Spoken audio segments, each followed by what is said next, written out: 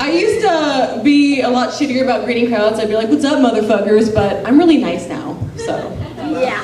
And I think, I know I am. And I think I can place the I don't know about, not blame exactly, but we have me being newly single to thank. I'm newly single, and I feel like there's been this huge 180-pound weight lifted off of my vagina. I can finally breathe again. So, but I'm getting back into the dating game. We all know it's slim pickings here in Humboldt because there aren't very many ambitious fish in the sea. So I was at 26.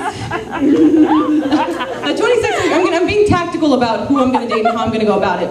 I'm not going to go the skanky bar route, and I'm not doing that shitty, creepy internet thing. There's no fucking way I'm doing that. Why not? Because I don't want to get fisted without knowing it. I've heard that story. I read Craigslist. That shit happens. If you've ever been unknowingly fisted, then you can sympathize with me. However, I have a plan. I have a plan for meeting a good person. And it is this. I thought, okay, how do people, when romance and chivalry was very much alive, how did people meet one another?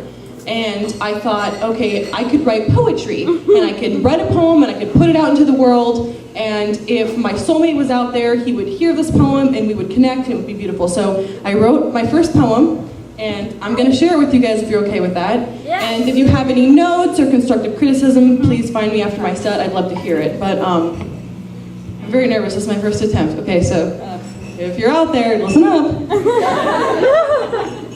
Roses are red and violets are blue. Is that a banana in your pants? Because I want to fuck you.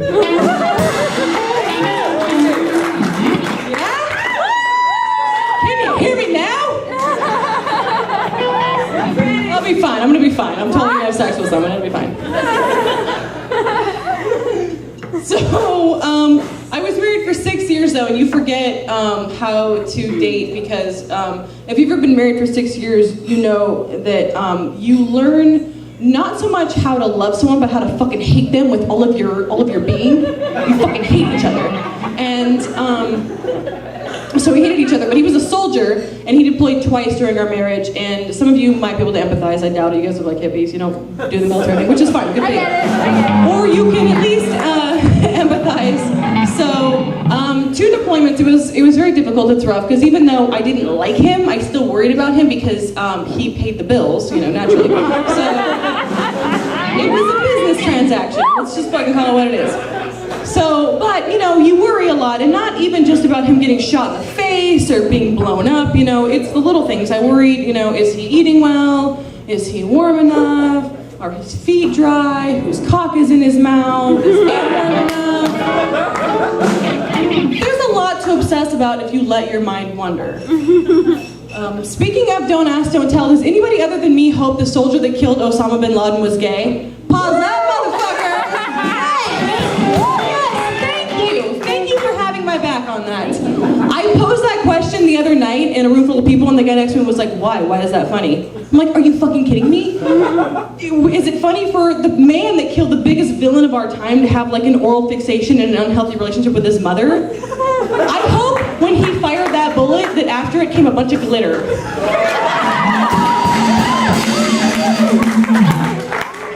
That joke is called Stereotypes Are Always Accurate. Notes. I'd like everybody now to join me in congratulating Amy Winehouse on 6 months of sobriety. It's a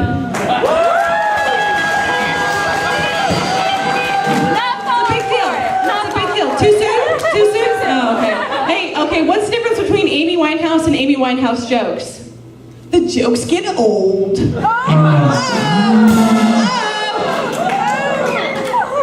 Are you guys still listening? I'm sorry. Is that...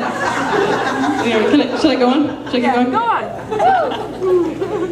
So, in addition to marrying somebody I should have never married, I also reproduced with him.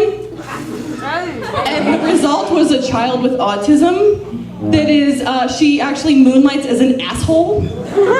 She is the biggest dickhead I've ever known, and I hang out with you guys. That should speak volumes. Yeah, right, yeah, back there. Bigger dicks than you. So,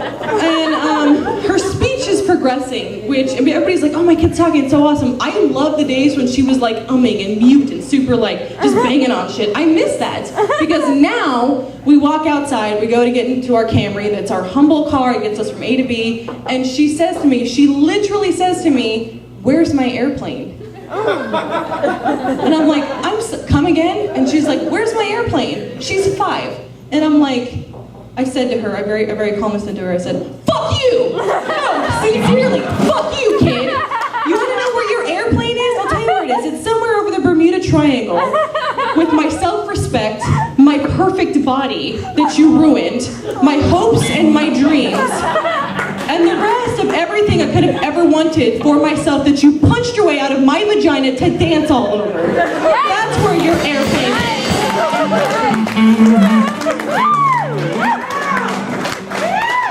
I spotted her bus fare to the Bermuda Triangle so she could go find her fucking G6. I think it's adorable. It happens all the time. I tell jokes with my daughter, who is obviously the love of my life, and she's fantastic. And I don't ever call her a dickhead to her face because I'm a good parent. And people, like, they'll see me after the show and they'll be like, "Oh, so I think it's very courageous that you make fun of your daughter with autism. I used to work with autistic kids." And I'm like, "You mean where you clocked out at fucking 5 and you went home? Is that what you mean? Because 9 to fucking 5 isn't shit compared to 24/7, 365 for 5 fucking years. That kid is a dickhead. She craps everywhere. She calls me names. She called a black man daddy. So I think I've earned my right to make fun of her. Yes. Okay, but no, seriously, nobody tell her what has happened here tonight. Nobody fucking tell her. Thank you. I'm asking you nicely. Don't. If you ever meet her. What am I gonna talk about now? What was that? What was the term for masturbating? Was it chooching? Chooching. Is it? It's chundering?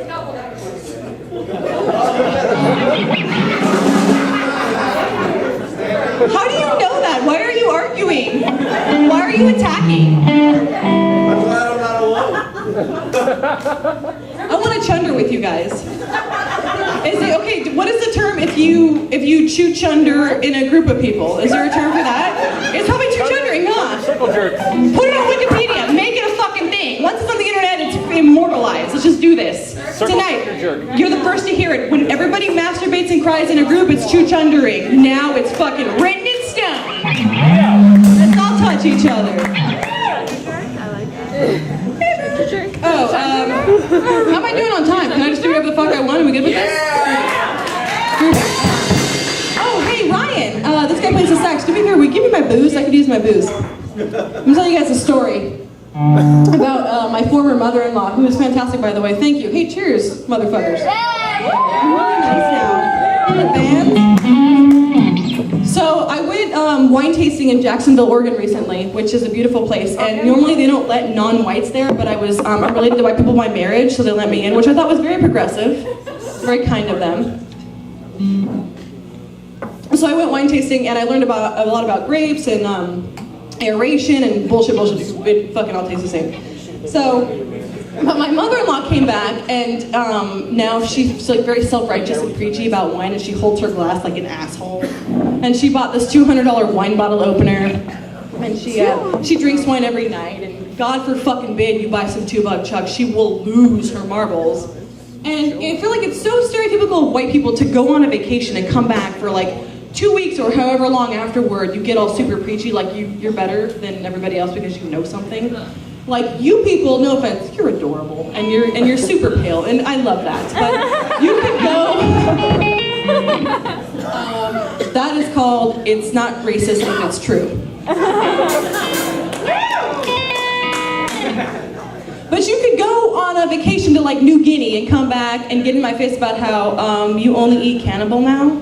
And we go to restaurants, and it's an epic pain in the ass because you want to know all kind of questions about if the toddler is organic and free range, and what kind of a diet was its mother on. And I keep hoping it's going to run its course, and it never does, because for Christmas I'm getting fucking goats and shrunken heads, and I'm like, Charles, Sally, enough.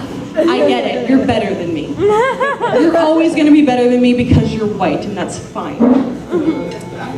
But I have a problem with you white folk. I know that this is your time and your place, but you are the only people on the planet that go camping for fun. The rest of us go camping when there's been a natural disaster or a genocide. You know that, right? Camping is exhausting. Fuck that. That joke is called FEMA is not a real thing.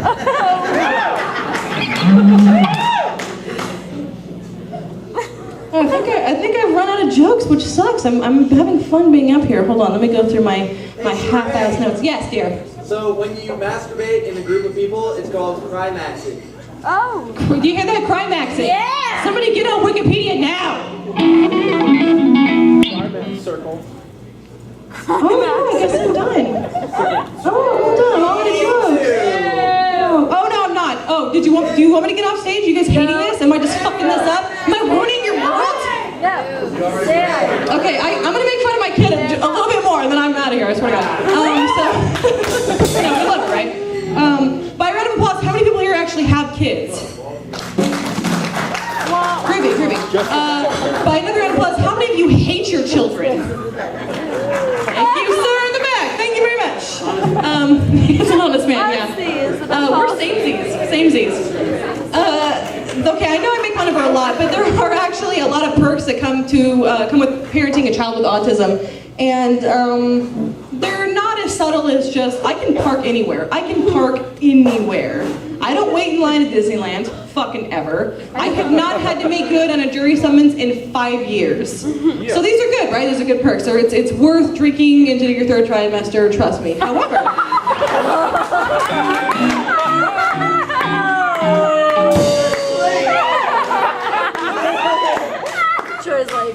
but perhaps the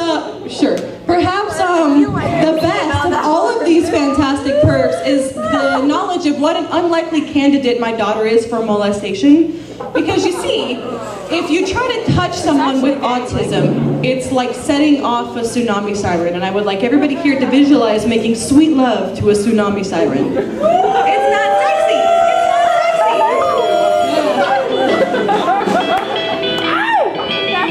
It's not sexy! So, also, and I don't want to contribute to the stereotypes of pedophiles because I am not here to judge.